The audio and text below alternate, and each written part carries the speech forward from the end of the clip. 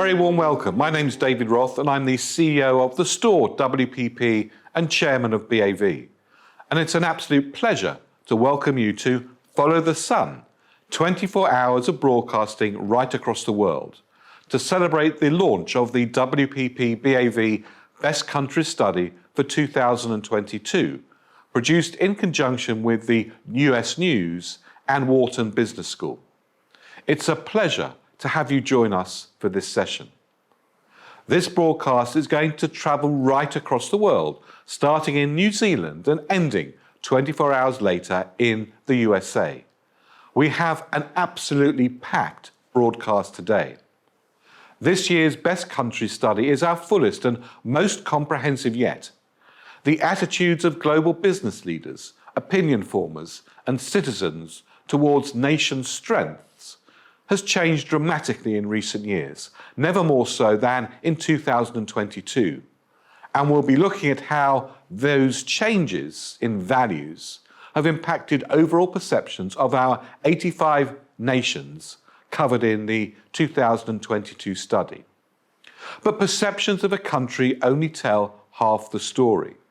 We'll then visit 24 countries to hear what's happening from WPP experts on the ground, and sometimes how perceptions of a country don't really reflect the situation.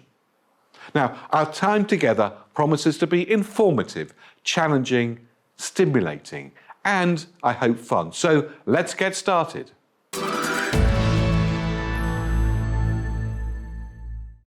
How a country is viewed around the world is of huge importance, politically, economically, and socially. It has the ability to contribute to both a nation's hard and soft power. The Romans understood this well. SPQR, an abbreviation for Centanus Populosque Romanus, was arguably the first country branding.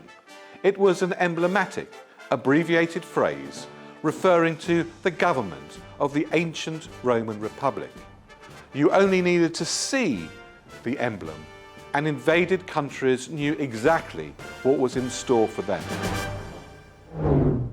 So country branding itself is not new, but measuring it is.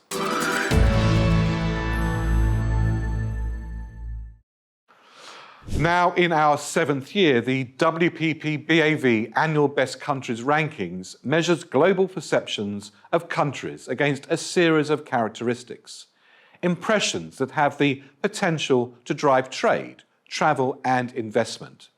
They also directly affect brands. The study was developed by WPP BAV, the Wharton Business School of the University of Pennsylvania, and US News.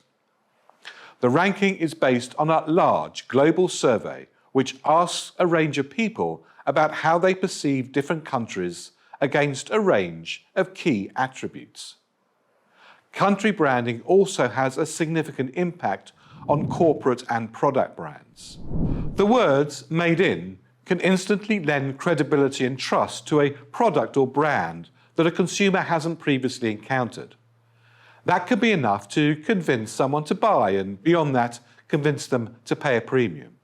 Likewise, "made in" can prove an instant turn-off if a consumer associates the country of origin with poor safety standards or sees it as being behind the times on social issues or workers' rights.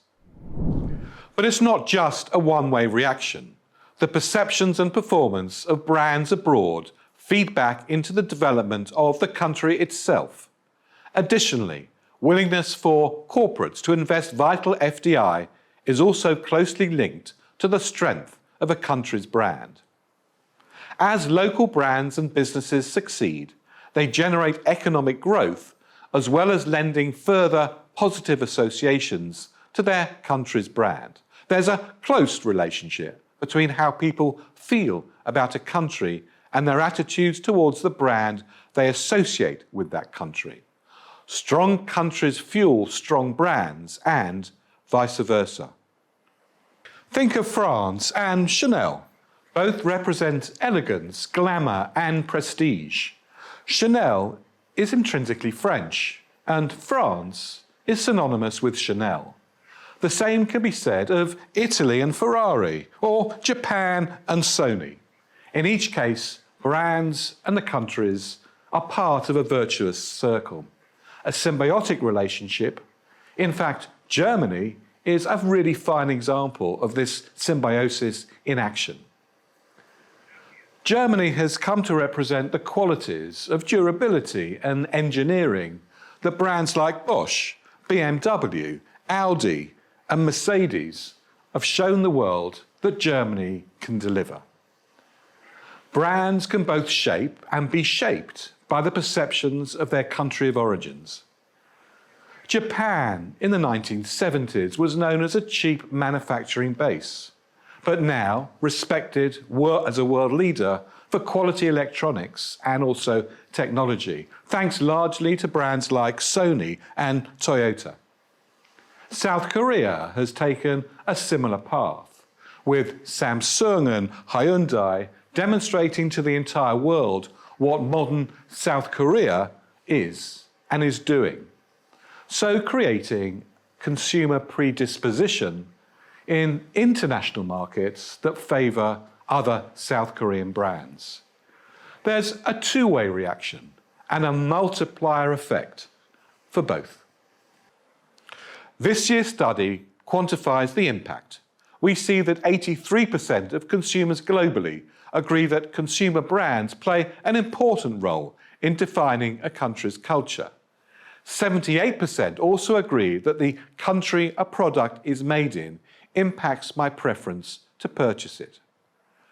Our annual Best Countries ranking was first launched in 2016 at the World Economic Forum meeting in Davos, the world's largest gathering of global leaders and heads of industry and influence. It's now in its 7th year, and given how turbulent the past 7 years have been across the globe, enables us to see the impact of the changes. The Best Country ranking incorporates the views of close to 18,000 individual members of the public and business decision makers, surveyed in 85 countries across the world. This year's survey was completed in mid-2022. Collectively, the 85 countries in the 2022 rankings account for about 95% of global gross domestic product per capita and represent 80% of the world's population. Individuals surveyed for Best Countries were asked how closely they associated 73 attributes with a range of countries. These attributes were then grouped into 10 categories that were used to calculate the Best Countries ranking, and more on those attributes later. So come with me as we meet our first guests on our interview stage. Well, I'm very delighted now to be joined by Lord Jim O'Neill, the former Chief Economist of Goldman Sachs and a former government UK Minister and Chairman of Chatham House. Jim, Lord O'Neill, thank you very much indeed for joining us. My pleasure. Thanks for having me on. President Zelensky has said that the price we have to pay for avoiding a third world war is going to be higher energy bills, increases in the cost of living, and a reduction in living standards. And this comes at a time where we see from our BAV Best Countries study that softer values, sort of like quality of life and social purpose, are much more important in defining a nation's brand. But do you think that public opinion at the moment will pressurise governments to hold their current policies, or do you think they will start to look at alternatives? Nice, easy question that you start with. I don't know,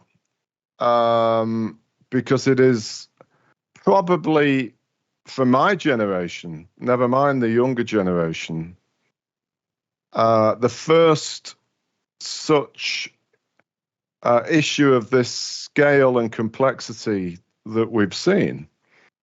So far, it appears Western nations, who are the prime supporters of Ukraine, of course, have been happy to support the government stance on Ukraine, and superficially accept the cost, which is essentially this enormous cost of living shock. But it remains to be seen how that passes the test of time. So as we're seeing here, the government itself is almost definitely going to have to pay for the cost of this dilemma. I can't help finishing my answer to this very tricky question by also pointing out that if we really want to be serious about climate change and alternative energies, having a permanently higher price for carbon emitting energy forms is probably ultimately the sort of thing that is needed. One would imagine accelerate the desire for alternative energies to become more and more part of everyday life. Now, you were chairman of the Chatham House, one of the world's leading think tanks. Its mission of a world that is sustainable, secure and prosperous is great. What do you feel, how far are we from realising that goal? Isn't and hasn't really worked the way it's supposed to do on the tin. So Jim, what should the priorities of nations be then now? Yeah, so what should we do about it? You know, I've become linked to a number of things I've been involved in, a big believer in what I broadly call profit with purpose. And we need to have business itself think more about the societal remit of who ultimately they serve. We've lived in an era, and still do, of where the only thing that matters for many, certainly publicly quoted business, is the shareholder. And it's not enough. And private business shouldn't be rewarded if we don't have productivity that goes with these big gains for them. And policymakers need to be more alert to the realities of life rather than just what was in economic textbooks of the 1960s and 70s. And if we don't learn from that, I have a fear that some of the dilemmas that have just blown up dramatically in the past few years out of nowhere could actually get worse. Now, we started with a hard question, so let's end with an easy one. Lord O'Neill, are you an optimist or a pessimist given the situation we see around the world today? Right now, I feel a lot more pessimistic than I've done for a long time. However, that said, I've been around the policy area in many different forms for over 40 years, and I've lived through a lot of crises. And the one thing I know for sure is that the crisis you're in, even though it often seems the worst you've ever been through, they come to an end. And one of the big things I've learned is never let a crisis go to waste. And indeed, the making of a business, a leader, or of a country is how they respond to the crisis you are in, because it normally defines how you're going to deal with the future era. So in that sense, there are lots of ways of things that could emerge from all of this mess in a more positive way. Well, Lord Jim O'Neill, ending on a slightly more positive note than we started, thank you very much indeed for joining us. It's been a privilege to hear what you have to say. Thank you very much indeed. You're welcome. Thanks for having me joining you.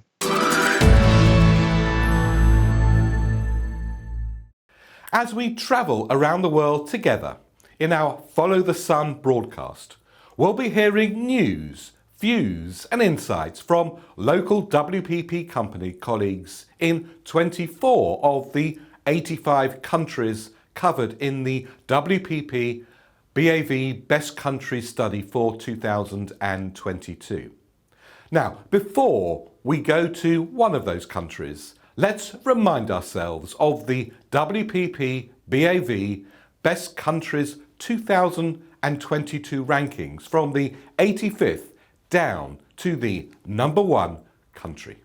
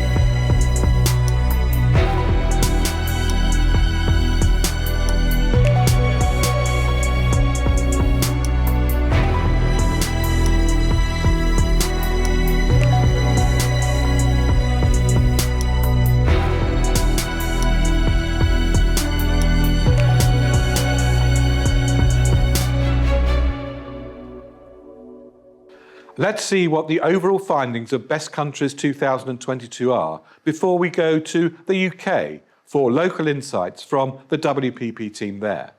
And don't forget to download the Best Countries Metaverse experience for even more global insights from the address on your screen.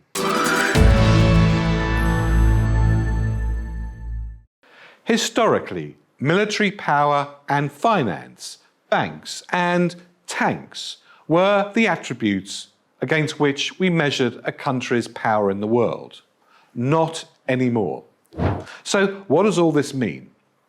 It shows that a nation focused on providing great quality of life for its people, which cares about the rights and equality, and has a focus on entrepreneurship, is seen as having the most powerful nation brand. This reflects a world today and the factors that influence public perceptions and consumer decision-making, and by implication, a nation's political policy making. So let's take a look at those 10 factors and their weights for 2022. Entrepreneurship, 14.2%. Cultural influence, 10.4%. Power, 5%. Heritage, 3.1%. Adventure, 5.5%. Quality of life, 14.5%. Open for business, 9.3%. Social purpose, 13.5%. Agility, 14%. Movers, 10.6%. So it's clearly no longer just tanks and banks that give a country influence around the world. Softer power, which comes about as a result of entrepreneurship and cultural exports, is increasingly making an impact.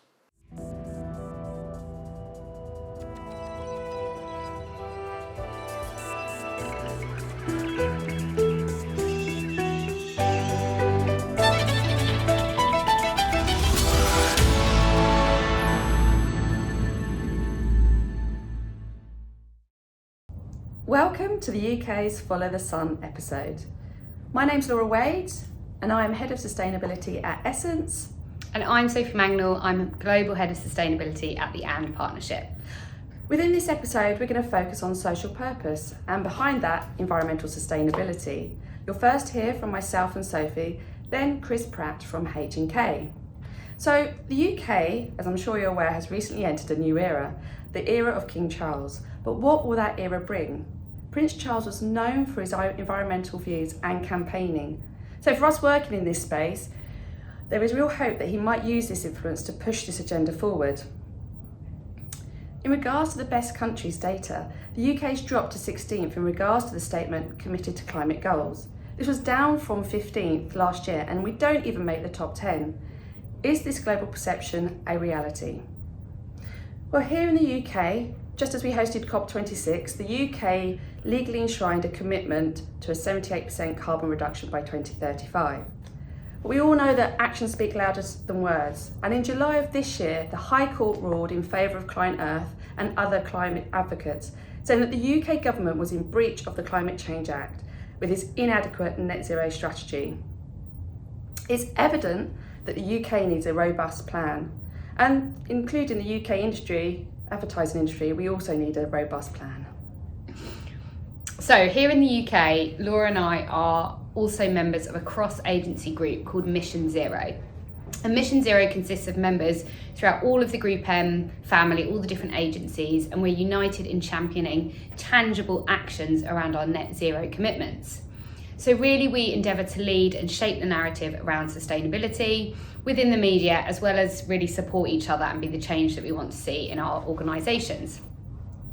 So data shows us, we know that more ad spend per capita equals more emissions per capita, and we are now at an inflection point. And our industry is now only just getting to grips with the huge influence that we have, with the part that we play in driving these emissions, just as our leaders and our clients are becoming committed to slashing them. In fact, research by the Purpose Disruptors presented in Glasgow at COP26 last year, demonstrated that the advertising industry adds 28% to the carbon footprint of every citizen in the UK, which is obviously huge. So at the moment, the advertising industry is part of the problem, but we really believe it can be part of the solution. And not only that, we believe it can help to accelerate the transition to a net zero society, but we do have to change to be able to do that. And there are several initiatives within the UK advertising industry that are driving the conversation and, really importantly, providing a plan of action. So, number one, the Advertising Association, our trade body, launched a plan for the whole industry to get behind. So this is a 5-point plan that starts with a publisher or an agency understanding its business's own operations, carbon footprint, extending all the way through to point 5, which is about how we influence behaviour change. This plan is called Ad Net Zero. It's brilliant to have consensus and for everybody to move everyone in the industry to be moving in the same direction. We absolutely do need collaboration to drive the system change that's required. And it's really important that agencies and businesses live and breathe the values of the plan and find solutions to deliver against them. Number 2, measuring and reducing the impact of media. So this is important because the impact of media is significant. In fact, the media that all Group M agencies buy on behalf of our clients makes up 54% of WPP's total carbon footprint globally, which is huge numbers. So in the UK, Group M launched their decarbonisation framework this year. And basically what that means is it's a framework which is going to help the whole advertising industry remove carbon from the supply chain. So they launched that this year, and it's really putting a stake in the ground in terms of creating a robust and consistent measurement of all media channels, and it's in line with Greenhouse Gas Protocol. And what they're also going to do is make the carbon calculator and the methodology open source for anyone who matches the targets that we've set in this space, which is really amazing because the ambition is to galvanise the whole industry around one methodology so that it can be scaled, and more importantly, so the focus can really quickly start to move towards reduction. However, measuring reduction carbon is the first step. We're also thinking about ways that media investment can have a positive impact on society, on local communities and the environment. So, for example, using media investment to make sure that we're promoting responsible content or responsible journalism, or doing things like out-of-home activations that will restore biodiversity in cities. Number 3, the Competition and Markets Authority Green Claims Code. So from the Best Countries research, here in the UK, 88% of citizens agree with the statement, "I strive to live in an environmentally sustainable life." This presents a big opportunity for brands to help citizens become more sustainable. We all know it's not that easy being green. This also means that sustainability claims in advertising are good for business. So whilst growing sustainable businesses is better for people, planet and profit, it's really important that brands don't engage in greenwashing. In the UK, the CMA Green Code has set the standard for ensuring that claims can be substantiating, are not misleading or unintentionally confusing. It's great having positive intent, but we need to be really clear on what we're saying and what we're promoting. In the UK, many big brand campaigns and their sustainable messages are currently being challenged. We don't want this to deter brands, but we do need to make sure the words and images we use in our advertising are crafted to do more than just sell a product. Instead, they can embody and encourage sustainable behaviours with a tangible and substantial impact. So, here in the UK, we experienced record temperatures in 2022, just this summer, and we had wildfires on the outskirts of London and water shortages. So for the first time, we really felt the full force of the climate and the ecological crisis on our doorstep. This has to be a wake-up call. The context in which we operate has changed, and we need to change as an industry so that we have a place in a net zero world. Thank you for listening to us. Thank you. Bye. Bye. Corporate reputation is defined by how you behave as an organisation, what you say, and how other stakeholders perceive what you do and say, and the alignment with their own expectations. The extent to which companies are expected to take responsibility for their impact upon the environment and social issues has increased in the last several decades and provided opportunities and risks for company reputations. These raised expectations have come from several different stakeholder groups, including consumers, regulators, governments, suppliers, employees, and investors. And the bar is being raised on a number of issues. The most obvious, of course, is climate change, but companies are also increasingly being expected to report their own performance and weigh in on many other issues, including racial and gender diversity. To some extent, the expectations for companies varies according to the cultural and social context, and the BAV countries data provides valuable insights into the way that different countries are performing based on a number of traits, several of them relevant to the environmental and social agenda. In the UK, we can see increases in the percentage of respondents that consider the UK cares about human rights and cares about the environment. Between this year and last year, there is a 20 percentage point increase in the number of those suggesting that the UK cares about the environment. This may well be an effect created by the UK hosting the COP26 climate summit in Glasgow last year and flexing some diplomatic muscle to encourage other nations to increase their ambition. The UK also launched one of the most ambitious net zero targets, and the COP26 conference also hosted significant other interventions like the GFANZ, the Glasgow Financial Alliance for Net Zero, which is a global coalition of leading financial institutions committed to accelerating the decarbonisation of the economy. However, other BAV data points suggest the UK still has a way to go to build upon that reputation, given that only 39.1% of respondents rated the UK as committed to their climate goals. Relative to other countries, the UK's position on climate change improved from 17th to 15th globally, and the UK saw a similar increase in their rank on human rights, rising from 11th to 15th. When it comes to enhancing reputation, leadership now requires companies to represent their interests of the issue as much as the traditional interests of business. It is no longer enough to simply focus on doing less harm. This has become the standard expected for all companies. Instead, companies seeking to distinguish themselves now need to consider how they will have a net positive impact on the issues that they and their stakeholders care about.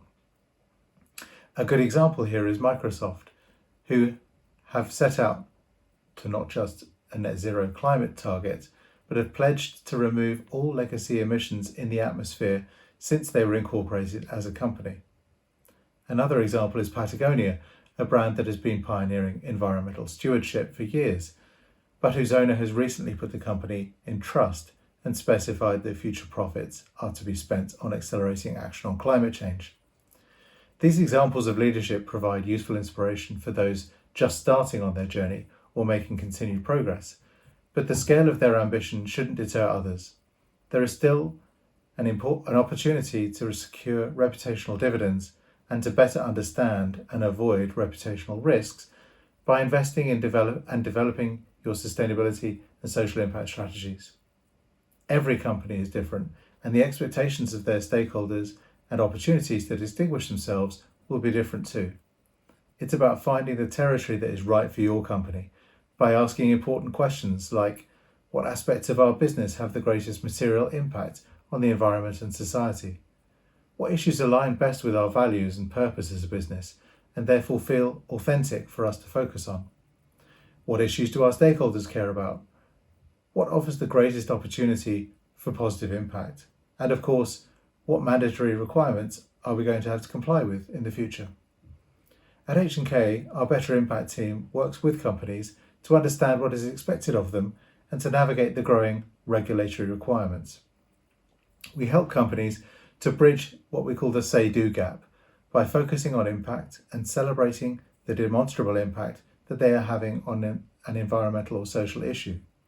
We have found that reputation is harmed when too much emphasis is placed upon traditional approach to communications. Instead, we help companies to say this better by ensuring claims and initiatives are properly validated and authenticated, and to do things better by creating programs and plans for implementation that have demonstrable impact on environmental and social issues. We operate in a context that is in a perpetual state of change at the moment. Since the BAV research was completed, there have been a number of changes worth reflecting on. The first are the challenges faced by ESG, the now overused acronym that stands for environmental, social, and governance aspects of business performance. This has been more visceral in the US, but high-profile leaders in The Economist and in the Financial Times have also aired valid concerns about the role of ESG and the extent to which there has been a proliferation of unregulated metrics used by investors, capital markets, and corporates, which has created confusion and diluted the value of the effort to evaluate and disclose corporate performance on environmental and social issues. This is an important moment of reflection on ESG and the value it can provide, but shouldn't be confused as a moment when the expectations for businesses to address environmental and social issues have become any less acute. This is a challenge for the process and method, not the importance of the problems they are trying to address. The second is related to the first, but revolves around the increased discourse about the role of corporations in society. This discourse is somewhat ideologically driven, and again, more acute in the US, but ultimately each company needs to decide the extent to which they can, with the support of their stakeholders, take greater responsibility for environmental and social issues. The chief communications officers are increasingly in a hot seat to help companies to navigate this question, and are often the only ones within a company that can effectively bring together all the impacted parties and create synergy for reputational goals. Finally, the current economic headwinds are causing some to question the affordability of sustainability efforts. With high inflation, high energy prices and food bills rising, the question is right now, can we afford to care about sustainability? However, to try to suggest that sustainability is a good time folly and is only ever going to result in higher cost is wrong-headed. For example, in the context of energy needs, I would question the responsibility of boards who are not looking at investing in renewables. This would create operational resiliency, reduced operating costs, and price volatility in a way that a reliance on grid-based traditional fuels cannot provide. The same is true for other aspects of sustainability. Ultimately, a focus on sustainability can reduce costs, reduce risks, improve resiliency, provide access to new sources of capital and new markets, and these very real business reasons for investing in sustainability are not changed by the current economic uncertainties the world is facing. Ultimately, corporate reputation is now firmly linked to a company's agenda on environmental and social issues.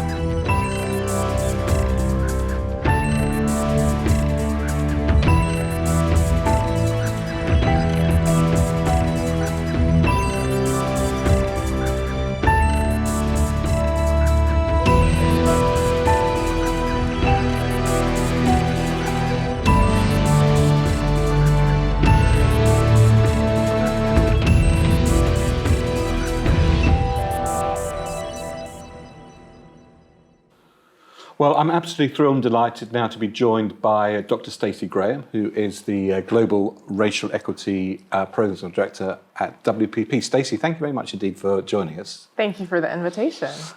This year we see social purpose becoming significantly important, which is a good thing. Why do you think that's so? I believe in the survey you define social purpose around a few categories, such as caring about gender and racial equity, the environment, human rights, and so forth, right? And what we understand about humans is we have an innate desire to have a reason for being. That's another word for purpose. So I'd say if we look at what's happened in the world in the last 2.5, 3 years, that is definitely catapulted into the mainstream. We have all these things coming together that are pinpointing, illustrating how we're failing as a collective. And do you think that failure as a collective is something that's now being exposed right across the globe? Absolutely. I would say that even before 2020, we could see it happening, but there's something about a restriction of freedom of movement, right, that makes people sit at home and have nothing else to do but recognize and look into everything that's wrong with the world, if you will. And so I think that it's on people's minds. What does it mean to be in a collective when I'm sitting at home and can't leave my house anymore? What does it mean to really be connected as a society?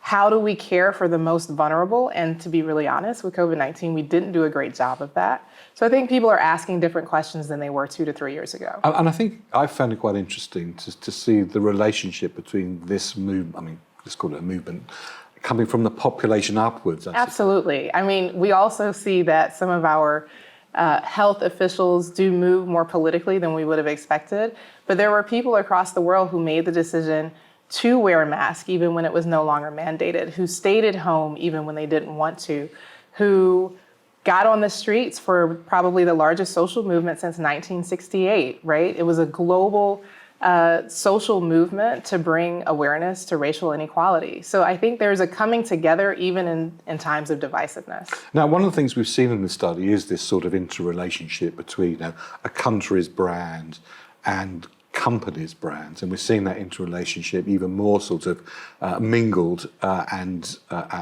prevalent this year. So what should companies do to improve their social purpose in relation to how their country is seen? That is a great question. I think that is something that they're still figuring out. But one thing we know for sure is people aren't simply incentivized by money. That's not enough to keep employees today. Employees want to work somewhere where they feel proud of not only the work that they do, but the things that the company stands for. They want to see their company standing up for social issues that they personally care about. Stacey, why do you think suddenly companies are finding a political voice as opposed to purely a corporate voice? I think to an extent, we have been able to observe this shift away. When I studied, there was a clear connection. The business strategy has to align with shareholder value. That's all we care about, maximizing shareholder value. And there was a notion that maximizing shareholder value stood in opposition to a social purpose, if you will. And today, I think people are recognizing that's actually not true. And we increase shareholder value when we can ensure that we have high employee engagement, low turnover, and people care about what they do in the company they work for. Well, Stacey Graham, that's a fantastic place to stop. This whole topic is something that we are all going to have to understand a lot better, and not just understand it, but also ensure that it's actions as opposed to merely words. But for the moment, Dr. Stacey Graham, the Global Racial Equity Programs Director at WPP, thank you very much indeed for joining me. Thank you.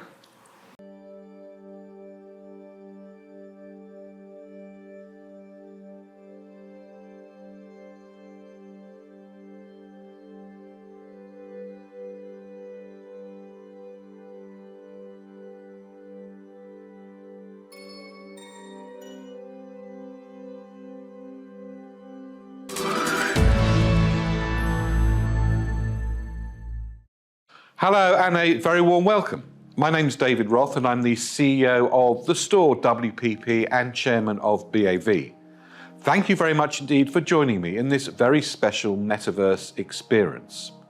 exploring the WPP BAV Best Countries 2022 study in conjunction with Wharton Business School and US News. Here we are in the Arrivals Hall, where you'll be able to discover the key insights from this year's study relating to global trends. Here you'll also find exclusive interviews with global experts and analysis of the data. And what a year we've had. There have been a lot of changes from last year. From here you can also go and visit the 85 countries that are ranked in this year's report. Each of those countries have their own individual room where you can explore a wealth of data and insights into each individual country. You might well see some surprises along your journey. And in the departure area, you can discover more about the study itself. Enjoy your trip around the BAV Best Countries 2022 Metaverse.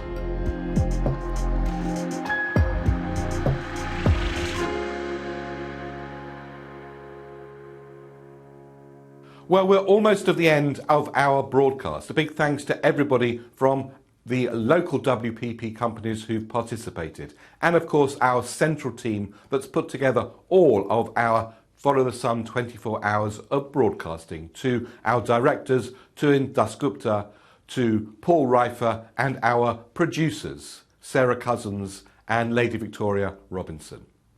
Well, all it's left for me, David Roth at WPP, to say thank you very much indeed for joining, and the next broadcast follows shortly on the hour.